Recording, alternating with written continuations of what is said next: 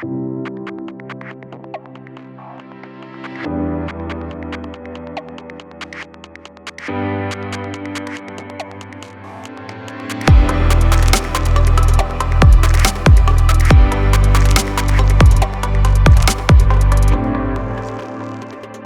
Luca from Adobe with their talk about caching the uncacheable.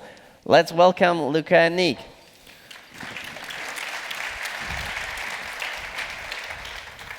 Good morning. Thank you. This is our first talk here at adaptTo, so we are honored and excited to be on stage, and thank you for inviting us.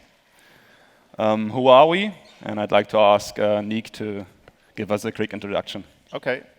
So I am Niek Raaijmakers. I'm working as a technical senior AM consultant for Adobe now for 1.5 years. Prior to that, I worked for, I think, 8 months at IDA Media Foundry and 5 years for Accenture. That's it. Thank you, Niek. So I started with the Magnolia CMS, worked on to work for and with Core Media, moved to Adobe, and then got stuck in the AEM ecosystem. But what are we actually going to talk about today, right? So I will start off with the overview about our main topic, explain what it is, the features, basic usage, pitfalls, and just give you an introduction about this. Then Niek will get on with the action, have a live example, not real-life coding, but actually show you a real-life scenario. And we will finish with a comparison of multiple caching mechanisms and put the HTTP cache in context. So what is this thing and what does it actually do? First of all, we call it an extended caching layer, or just a different caching mechanism. But the HTTP cache in itself, that's just a theory, an idea, a concept. And we are talking about the ACS Commons module, the HTTP cache. But there are others, for example, the Granite HTTP cache, but good luck finding any documentation about the latter. The ACS Commons module is the interesting part nowadays, and especially because Niek invested quite some time over the last couple of months. Oh, thank you. To actually make this more modern, make it extensible. So now if you use it, there's a lot of stuff to use out of the box and you can get started right ahead. But still, what is the HTTP cache, right? So you have the incoming request, it hits your Sling filter chain, it hits the HTTP cache engine, and then maybe you cache it, returns the HTML fragment, and Bob's your uncle, right? It goes back to the client. But there still is a bit of simplification. It's boring, right? So why do we have this fancy name of the talk? So we do not want to create cache static content. We have multiple mechanisms to create cache static content already, right? You have the browser cache, you have the dispatcher cache, right? But the HTTP cache is fairly far down the line, which I will explain on the second slide, or the slide after this one. But we can use this module to cache personalized content on the same site. So you have multiple users hitting your home page, and you want to display different headers, different content for each of these users on the same page. And if done correctly, this can boost your performance immensely on the publisher side, right? So you might have cache hits earlier, but if the requests go through to the publisher, this works wonders. And unlike other mechanisms, this can cache personalized content, right? Since we do store different HTML fragments for each of the users, for example, or whatever your cache keys are based on. So you have multiple variations of this HTML fragment in your store, and if hit, you return the specific one. But let's be real, this can get complex and should or should not be used for very simple, like just a couple of HTML lines. That's possibly not the proper use case. So I did mention the header earlier, and that's always our prime example. Imagine you have a fairly complex headers, multiple tab levels, right? And it gets created by parsing the JCR tree. And this gets done different or multiple times for each scenario. So this takes time on the publisher side. And this can then be cached. So you have a different header for each of your users, or based on authentication, so logged in or not logged in. And only then we believe it makes sense to go through the configuration and the setup, and then you can achieve quite the performance boost. So I mentioned the HTTP cache is quite a bit down the line. So this is just a timeline of an incoming request, right? You have the client, fires the request, you have the browser cache, passes the browser cache, passes the CDN, Akamai, Cloudflare, or whatever, goes through our beloved dispatcher, still no cache hit, and then we arrive at our Sling filter chain, then we hit the HTTP cache, and then we return our pre-rendered HTML fragment, or not. So to summarize this a bit, right? So this ACS module, it's feature-rich. You can create cache entries based on the header, cookie values, URL parameter values. And that is used to differentiate all these incoming requests for the personalization part. If you did not have this, you could not store multiple fragments for the same page. You have, of course, out-of-the-box invalidation. You have time to live. You have the JCR change invalidation. And you have the very handy JMX debugging, which Niek will also demonstrate in a minute. This module is very extensible. It has very good documentation. You have multiple dev hooks. You can write your own extensions. You write your custom factories, which then produce your cache key. So if the out-of-the-box stuff is not enough, you can fairly easily go through the documentation and write whatever you need. The config is OSGI based. You will see in a second it looks complicated, but it's just 5 to 6 lines, basic XML with all your pitfalls and advantages. So let's skip the caching mechanisms in the timeline, and the request hits our Sling filter. It then hits our cache engine, and what happens then, right? So we look at the store. You have Guava, Caffeine, or you implement your own store.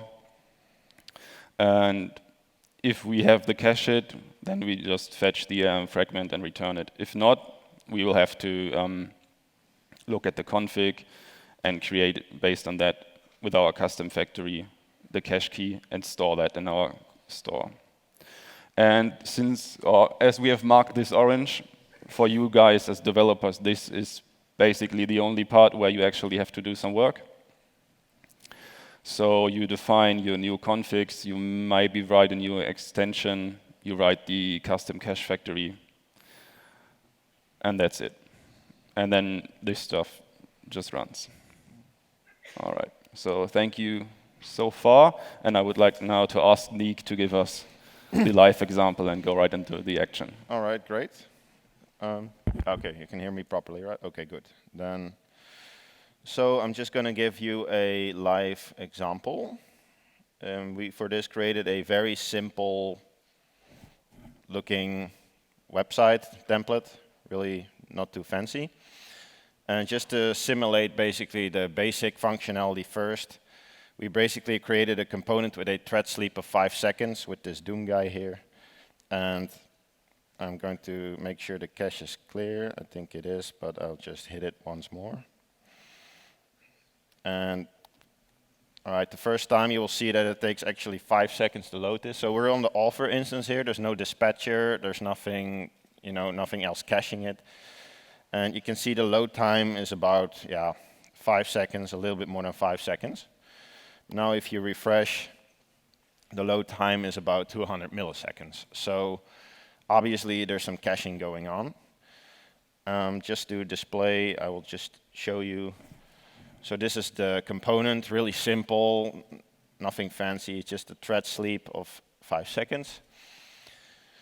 And then the caching, I will then show you actually some part of the JMX interface where you can view what's going on. can you see this? Well, I'm just going to try to zoom in a little bit. Let's see. All right. So this is the JMX interface of the memory cache store of HCS Commons, and you can see the entries of what's being cached in here. So what's being cached, actually, that's here, this is the expensive component. That's how we call it expensive. So, you know, it takes a long time to load to simulate something that does some heavy lifting. And you can actually, with the JMX interface, I will just, as we're a bit, you know, short on time, I'll just on the go show you the functionality. So here's a function, get cache entry. You can paste in the string you have here from this table, and you will get the cached contents, basically. So, of course, there's also a feature here to clear the entire cache, the memory cache store, so I'll do that. And then it should take, again, 5 seconds to load, pretty much. So as you can see, again, it takes 5 seconds to load. So just to give you an idea, so what does it take to get this going? Basically, well, first of all, of course, you need AM Commons installed. This is actually another topic is, I was thinking about maybe we can move this to Sling, because this actually barely uses any AM APIs, actually for just one extension, but this is a different topic I don't want to get into here, but maybe we can do that in the future, it would be nice. But I will show you basically what we have now, what it would take to set this up. So as Luca mentioned, this is OSGI config based. And we start basically by defining this configuration. Of course, this is all documented on the website, so there's extensive documentation, but I just want to go over it briefly here.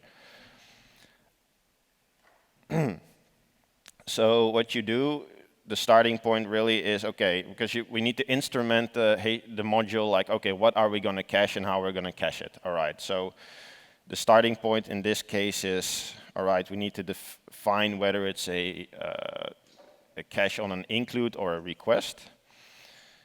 We need to define the request URI patterns. In this case, I just, you know, put it greedy, everything. And basically, yeah, some invalidation paths, it's all explained, but what I wanted to get into basically is more these two. So here we go a bit further. For the cache, so all right, so you have a config extension and a factory. So the factory is mandatory because you always need to, well, tell the cache module what type of keys to create, and the extension basically tells the module, like, okay, should I proceed at all to cache anything or not? And this is optional. In this case, we define both. But the way you define it is, again, it's using a factory annotation. So if I just, yeah, it's a bit tricky to show because the class name is pretty big, but this is all, can I zoom in here? No, but I hope you can see it, but this is using the OSGI configuration with the factory annotation. So you create basically a new instance, new service instance. So you need to do that for the base. So okay, we've defined the base here, and now we need to define an extension and a factory. So I already opened it, but it's actually out here. So for the extension, we have here the combined cache key extension, and the combined extension and factory is actually something I created to be able to leverage multiple out-of-the-box factories and extensions, so you don't have to recode them. But you could also code them yourself. But in this case, the extension will will aggregate two extensions, request path and resource type. And yeah, they use these, so we defined these here. So if I go through those, let's see. Okay, for request path, the criteria this is what I created, is, okay, the selectors has to be content, the extension has to be HTML, and it has to be a path that lives under content layout WCM. All right, and the resource type, let's see, resource type, expensive component here. Here I say, okay, only proceed caching if the resource type is of this resource type. And this basically really narrows it down to only this resource type, because we obviously don't want to cache anything other than this, because then we would cache the entire page. And that would be a disaster. So we don't want to do that. So this really narrows it down. So using these two, it really targets this resource type with this extension under this path. And you can do whatever you like. You can choose whatever you like or define your own rules. So yeah, that basically is, let's see, maybe I can also show the, yeah, I think I showed, oh yeah, the factory maybe also. So the same goes for the factory. Oh yeah, and the interface, yeah, let's show that. So if you want to define your own rules, so this is out of the box, but maybe you want to define your own extension or factory. For example, maybe you want to cache based, create different entries based on the user group of what you're logged into. And this user group comes not from AM, but comes from your own service, right? In that case, you can create basically, you implement this interface. Actually, I should say you implement this interface if you want to create different entries based on your user group from your own service. You implement this interface, and there's a tutorial, of course, online. And by implementing this interface, you can make this happen, basically. So as you can see, we have out of the box, we have quite a few, because I have the project here, but these are the out of the box ones, and you just can create your own one in addition to this and use them. Okay, so let's see how much, okay, the time is pretty right. So just to show you a more real-life example, or a real-life simulation, because this component, the static component, is not truly that, well, real-life simulation. We created a header that basically shows different items based on a cookie. And we cache this header. So here we have a drop-down. And this is a very simple drop-down. I'll just show it to you. Okay, just where is it? Okay. Okay. All right, so as you can see, basically, or maybe I should zoom in a bit, but it's a really simple snippet. It's just, it's a select. And, the Sling model basically, it feeds a couple of user groups. Well, I'm not going to show that now, but it feeds a couple of user groups. And if you actually hit the select, it will just change your user group cookie. So just as demonstration. And if we go here, we can actually, in our cookies, see that in this case, we're a customer. But then we have some code that will display different menu items based on this cookie. And I created actually, for corporate, different entries over here. Now, nothing fancy, right? But the nice thing about this is that we can here then see in our interface that there are different cache entries created. Okay, this can get a little messy, but we have here our header, and this header is for corporate, and it's cached. And we have for customer, let's see, where is it? Over here. Okay, so just to show you that it actually works, we have here our hits, which show you how much the cache is hit, and I'm just gonna spam this a bit. So as you can see now, the hits have increased, basically. So if we can, yeah. So here you can see now the customer header has been hit 4 times. So it's actually loading that. Now if I change it to corporate and I start spamming this, then it should have increased. See this one. It's now at 4, so if I hit it again, it should go to 5, as you can see. Yeah, so you can see it went to 5. So obviously, if you would, in a real-life scenario, if you would have a different header that is expensive to render based on a user group that comes from your middleware, and you want this rendered server-side, not client-side, for whatever reason, what you could do, for instance, if do Sling dynamic include from the dispatcher, point to your publisher, and then cache that using this HTTP cache, and it would be served directly from the memory, from the ROM memory. So then it's pretty scalable. So that's basically the demonstration. All right. So, okay, I think that's enough demo, so I will go. All right, so we created a little comparison matrix. Just a word of warning or disclaimer, this is really subjective, and this is mainly for the newcomers. And I know a few of you experienced people will say, hey, this is not true or this is not true. You're probably right. This is just something we've cooked together to give newcomers a rough idea on how the comparison works out a little bit. But if you have suggestions then to improve this matrix, then please come to me.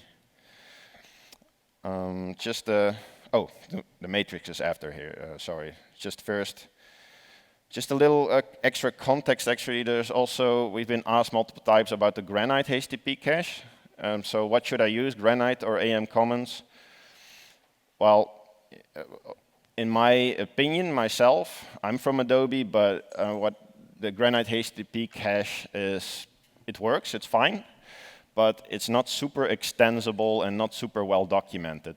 So, you have some Java API docs, but no tutorials, nothing. So, this is a pretty difficult topic. So, in my opinion, I favor AM Commons HTTP cache, but yeah, that's my opinion. So, another thing actually is many of you experienced guys would probably have implemented your own HTTP cache using Sling filters and say here like, yeah, okay, there's nothing new here. I already done this. True, you already done this. It's just that, of course, we want to minimize our billable hours, or maybe you want to maximize them, but usually you want to minimize them and you don't want to reinvent the wheel and you don't want to redo work. So we try to promote reusability and shareability of code here. I mean, if you create your on-the-fly Sling filter and just only for your use case, all that code to capture the response and store it and invalidate it goes to waste afterwards because you have to toss it out for the next project likely. This is built in a very generic way where we can share it and reuse it basically across projects. So nothing new, it's just hopefully better. And any pull requests are welcome, of course.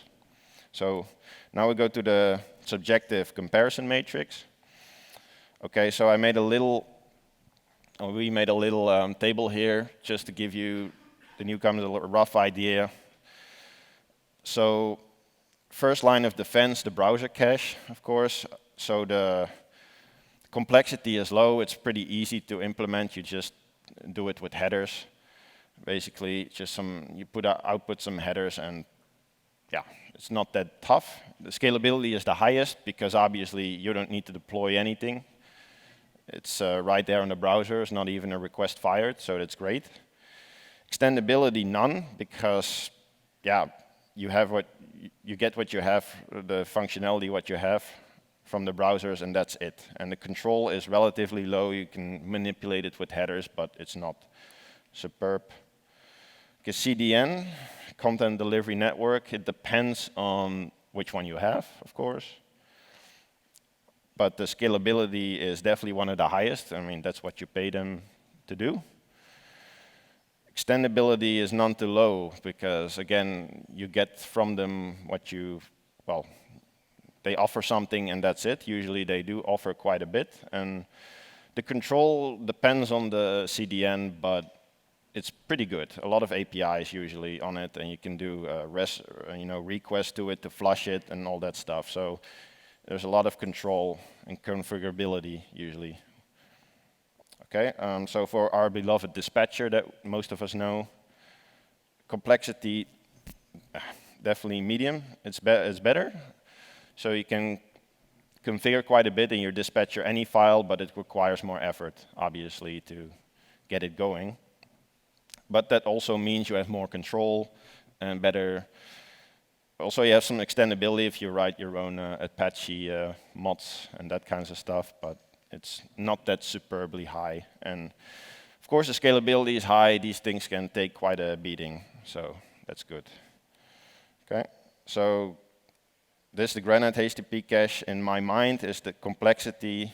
I should go one back. Complexity is medium. It's definitely easier than the AM Commons HTTP cache, the code that is, not the documentation. But yeah. Okay, scalability and extendability, medium high. And AM Commons HTTP cache, definitely, it's the most complex, I would say. But I've written extensive documentation lately to try to improve it, at least. It's difficult to, to really get your teeth into and to really understand it properly. But so it should be a last line of defense. I would just be clear about that. You don't want to do this for the simple stuff, as Luca mentioned. But if you really master it, then it can really, speed your project up. And you can write this really quickly if you know how to use it. But yeah. It's definitely the highest complexity, I won't lie about that. Oh yeah, we already done this, so I'll skip it. All right, so we've posted some references here to the documentation and to my demo project, which you can download from the slide. And yeah, all right, that's it. Are there any questions? Good morning. A couple of words about invalidation. Like regular or common example, navigation. You publish the page and you want this page to appear in the cache or disappear if you deactivate. How you invalidate this cache? Yeah, that's an excellent question. So first of all, depends if you do this, the navigation on include or request. So if you would, from SSI, include it basically directly, so that would make it a request basically, then you only need to clear that one. You need to only clear the header. Now, the out-of-the-box mechanism is with JCR eventing, an event listener. It would check if anything in that resource changes. So under the header changes, it would flush it. Now, the tricky part is, what if you include the header? So if you include it on all these pages, so what you would do is not do an SSI, but you would just load the pages from the dispatcher as regular, and then it would be cached in an include. Then you need to flush all pages that included it. Basically, you need to flush it in a dispatcher, and you need to clear the header. So. Yeah, what I mean, you can, as far as I understand, you can cache the whole request. Let's say we have Ajax request to get the navigation items. So then you can have HTTP cache for the whole response, like without SSI, like not caching everything. So you have in-memory cache, but how do you invalidate it? Well, okay, in that case, again, it's the easy. Basically, you have the header, and say the author changes something in the header, then it will trigger an event, a JCR event, and then, while there's an out-of-the-box feature, you can enable the listener, and that will basically call the API of the HTTP cache and invalidate it. If this is not, in some cases, it's not enough, then you can write your own invalidator. And there are some examples on the on the documentation regarding this, but in many cases you need to write it yourself. There are some APIs to basically clear, to invalidate the cache based on a path. Or you can, in some cases, we had a project that said like, yeah, you know what, just if something changes, we don't change it often, just clear the whole store. You could do that. I wouldn't recommend it, but you can do that as well. You have the option to just flush the entire store as well.